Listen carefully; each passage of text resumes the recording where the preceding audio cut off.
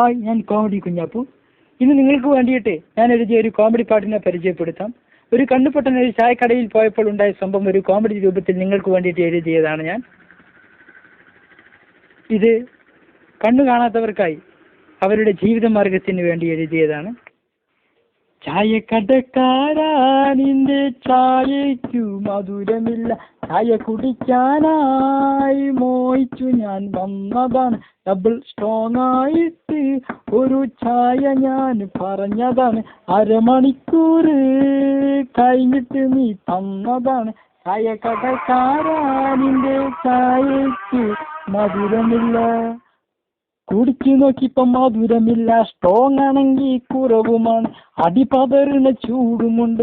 ചായക്കടക്കാരൻ്റെ ചായയ്ക്ക് മധുരമില്ല, കുടിക്കഴിഞ്ഞപ്പോ 10 രൂപ ചുരുട്ടി നിനക്ക് തന്നതാണ്, ബാക്കി തരാതെ മുഖത്ത് നോക്കി കൊഞ്ഞനം കട്ടി നീ ചിരിച്ചതാണ്. ചായക്കടക്കാരൻ്റെ ചായയ്ക്ക് മധുരമില്ല, കടിയാണെങ്കിൽ നീ തന്നിട്ടില്ല, ബാക്കിയും നീ തന്നിട്ടില്ല, പിന്നെങ്ങനൊരു 10 രൂപ.